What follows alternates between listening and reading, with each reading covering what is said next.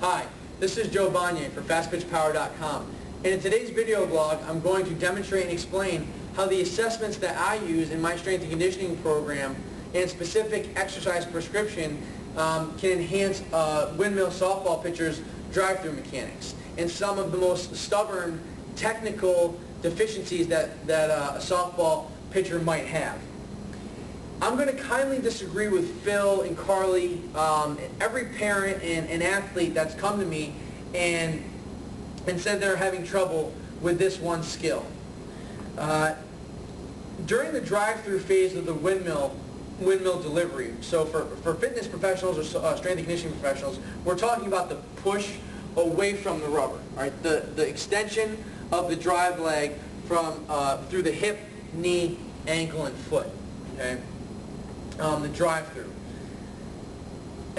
Most of the athletes that I work with, softball pitchers, who are young, 13 through high school, have this one issue. It's that their foot turns out too early.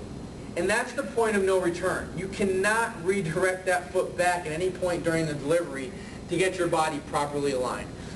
If you enter if you prepare into your load and you load up that stance leg and that drive leg and the foot turns too early, there's no going back.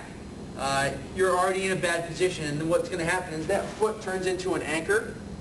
You're dragging a lot of the shoe or cleat through the dirt, which is going to slow your body down. Now, it doesn't just slow your body down and reduce the subsequent velocity. You can see a lot of pitchers with bad mechanics can throw it pretty hard.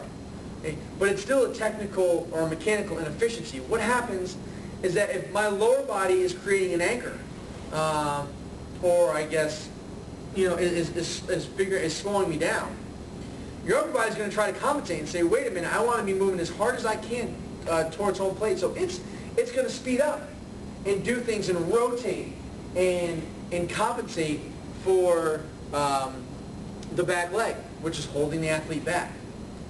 Okay, so now it's going to increase its like rotational velocity. You're going to end up in a bad position as you saw me rotate, and my glove hand's going to fly off track. Now I'm going to be putting a lot of stress on the front of the shoulder. Okay, and as Phil and Carly will talk more clearly about, you lose command.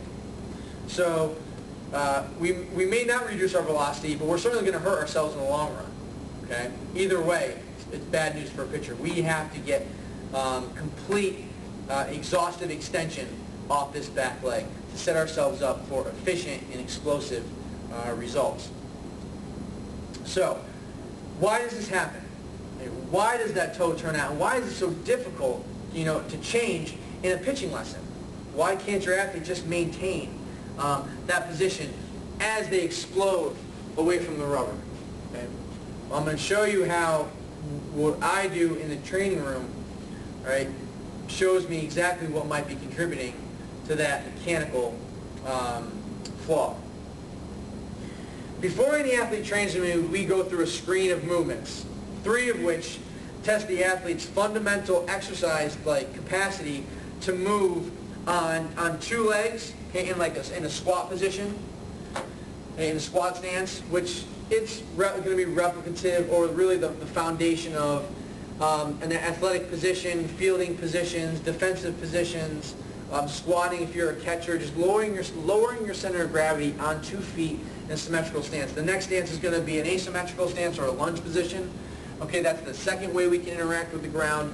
And the third way is just going to be on 1 leg, which is running, cutting. Anytime our body is connected to the ground on 1 leg, we have a specific team of muscles that cooperate to keep us balanced, whether I'm cutting at an angle or running down the first baseline.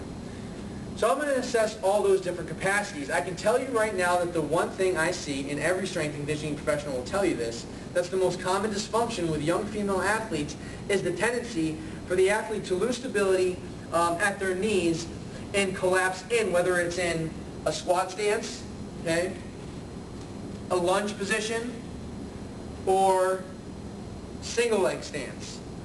The knee wants to collapse, and that's the body's really, that's if you were to cut the power in an athlete, that's where their body would collapse. Okay. Okay, the knee would collapse in, the foot would flatten out, the hip would pop out. That's where you go. Structurally, that's where we would give. And that's the movement that we, in the strength and conditioning program, we're looking to control most often, is that collapse inward. And we see that. You see that on two legs, you see that on one leg, or in the lunge position.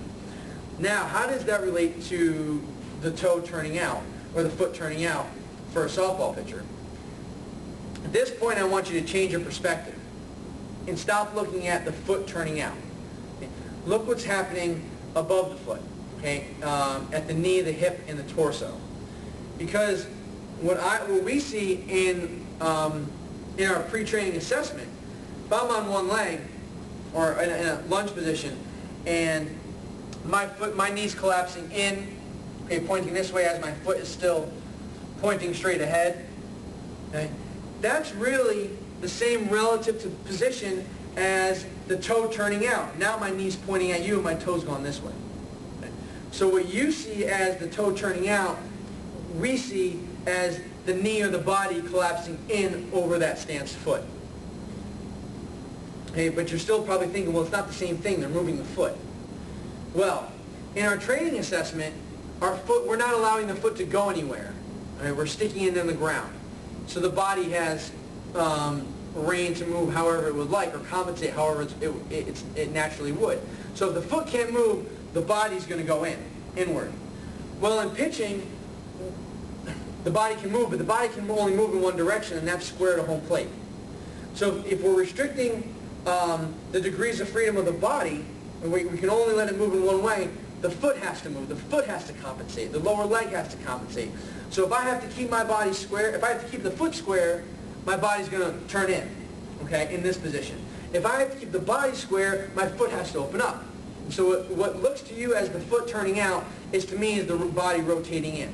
For the same reasons I see bad exercise mechanics in the gym, is the same reasons you see this technical error in your windmill pitchers. And it happens at the point during the push away from the rubber at which your athlete is going to shift all of their weight onto one leg. That's the critical instant. Okay, so they're going to prepare, all right, to push away. They're going to go into their load. Hopefully it's an authentic load, and they're really loading this leg, this hip, and quad, and calf to push away from the rubber. As they transition here, here's where things go wrong. Okay? As soon as they adjust all of their weight, the only way your athlete knows, there's a good chance the only way your athlete, quote unquote, knows to balance on one leg is in this position, with the knee and hip relatively rotated over the stance leg. Okay? So what might look to a softball instructor or a parent like they're just opening up too early, trying to track or trying to achieve mechanics that come later in the delivery too quickly, might just be the fact that at the point at which their body has to stand on one leg, they find their home. And their home is this position with the foot going one way, the knee going the other way in a single leg stance. Okay?